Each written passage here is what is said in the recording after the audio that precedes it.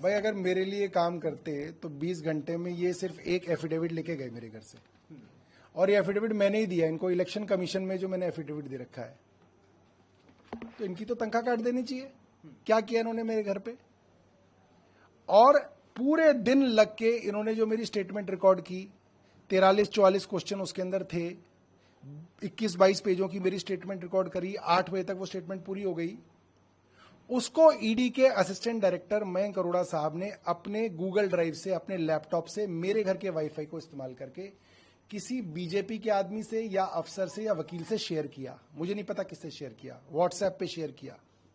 उसके बाद वो वापस आया, फिर ये उस मेरी स्टेटमेंट पे कुछ पैराग्राफ्स को हाईलाइट करके मेरे सामने लेके आए कि साहब हमें ये हिस्सा आपकी स्टेटमेंट का हटाना पड़ेगा। मैंने भाई कैसे हटा दोगे आप, स्टेटमेंट मेरी है।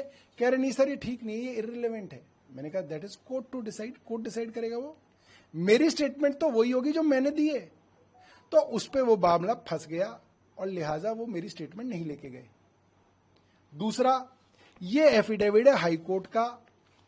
उन्होंने जो पहला पंचनामा बनाया करीब 8 बजे, जिसपे मेरे साइन कराए, उसमें ये एफिडेविट हाईकोर्ट का लिस्ट ऑफ डॉक्यूमेंट्स में था जो इन्होंने सीज किया। उसके बाद रात को करीब 2 बजे दोबारा पंचनामा बनाया गया 27 तारीख का। उस पे विटनेसेस की एविडेंस दोबारा से उसके साइन लिए गए और उसमें इसको सीजर मेमो से हटा दिया गया। क्यों हटा दिया गया? क्योंकि मैंने बताया कि इस हाईकोर्ट के एफिडेविट में मेरे वो सारे मिनट्स ऑफ मीटिंग लगे हुए हैं जो इस बात को साबित करते हैं कि मैं अफसरों को बार बार आदेश देता रहा कि अस्पतालों को बनाओ और ऐसे बनाओ, और अफसर जो हैं एलजी के कारण उन आदेशों को नहीं मान रहे थे।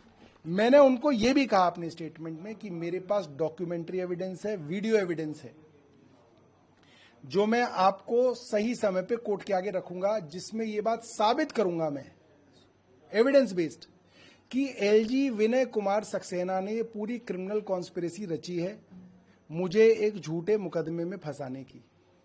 इनकी जो इन्होंने मीटिंग्स ली हैं अफसरों के साथ, अफसरों ने जो मेरे साथ मीटिंग्स ली हैं, एलजी हाउस के अंदर जो मीटिंग्स हुई हैं, मेरे पास उनके भी एविडेंसेस हैं। और मैं आपको ये बताना चाहता हूं, अगर मैं 1-2 दिन में अरेस्ट हो गया तो मेरे वकील मेरे बिना पे उन एविडेंसेस के साथ प्रेस कॉन्फ्रेंस करेंगे, आप उसको कवर जरूर करिएगा। प्रेस कॉन्फ्रेंस दूसरी एक चीज और, ये जो प्रिंटर है मेरा और असिस्टेंट डायरेक्टर मयंक अरोड़ा साहब का जो लैपटॉप है, उसको सीज करना चाहिए, तुरंत सीज करा जाना चाहिए, क्योंकि उसमें फॉरेंसिक एविडेंस है कि मेरी स्टेटमेंट उसमें रिकॉर्ड हुई। उसके बाद वो स्टेटमेंट एडिट हुई, एडिट होने से पहले वो किसी अफसर के या किसी बीजेपी के आदमी के साथ शेयर हुई, गूगल ड्राइव और व्हाट्सएप के माध्यम से शेयर हुई। ये सब एविडेंस उनके लैपटॉप में मौजूद है और मुझे डर है वो उस एविडेंस को डिस्ट्रॉय करेंगे, ईडी उस एविडेंस को डिस्ट्रॉय करेगी। लिहाजा उस लैपटॉप को सीज किया जाए, मेरे इस प्रिंटर को सीज किया जाए। इसमें भी एविडेंस है कि क्या क्या चीजें इन्होंने इस प्रिंटर से प्रिंट करी और फिर सेजर मेमो में और स्टेटमेंट में उसको नहीं रखा।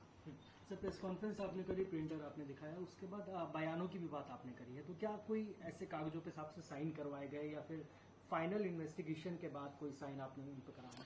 देखिए ऐसा है, उनको ले दे के 2 डॉक्यूमेंट मिले। एक मेरा इलेक्शन कमीशन को दिया हुआ एफिडेविट है जो इलेक्शन कमीशन की वेबसाइट पे पड़ा हुआ है, पब्लिक डॉक्यूमेंट है। दूसरा, हाई कोर्ट के अंदर हेल्थ डिपार्टमेंट ने एक एफिडेविट दिया था, ये भी एक पब्लिक डॉक्यूमेंट है। ये 2 डॉक्यूमेंट उन्होंने लिए और इन डॉक्यूमेंट्स पे मेरे से पहले पेज से 20 पेज तक, इस पे 1 पेज से लेकर 89 पेज तक साइन कराए। वो साइन 26 तारीख के हैं, क्योंकि वो करीब 8 साढ़े 7 बजे साइन कराए गए। मगर फिर रात को 2 बज गए, 27 तारीख हो गई। अगर कोई चीज सीजर होती है तो 27 तारीख में वो सीजर होना चाहिए, निकलते वक्त आप उस पर साइन कराते हो। वो जो साइन है मेरे इनके डॉक्यूमेंट्स पे, वो 26 तारीख के आपको मिलेंगे। और फिर दोबारा पंचनामा बनवाया गया, जिस पंचनामे में इस हाईकोर्ट के एफिडेविट को हटाया गया, क्योंकि इसके अंदर जो इंग्रेडिएंट है वो मेरे केस को मजबूत करते हैं और इनके केस को कमजोर करते हैं। इसलिए मेरी स्टेटमेंट को भी हटा दिया गया, क्योंकि उस स्टेटमेंट में इसके अंदर जो मिनट्स ऑफ मीटिंग है उसका जिक्र है। सर, आपने प्रेस कॉन्फ्रेंस पर भी अपनी बात मीडिया के सामने रखी, मगर वीरेंद्र सचदेवा ने भी इस पे प्रतिक्रिया दी। उन्होंने कहा है कि अगर सौरभ भारद्वाज को एजेंसियों पे भरोसा नहीं है तो कोर्ट के दरवाजे खुले हुए हैं, नौटंकी और ड्रामा का ऐसा सब है, नहीं कराना। वीरेंद्र सचदेवा जैसे कई आए कई गए, उसको बोलो कि अपना काम करे।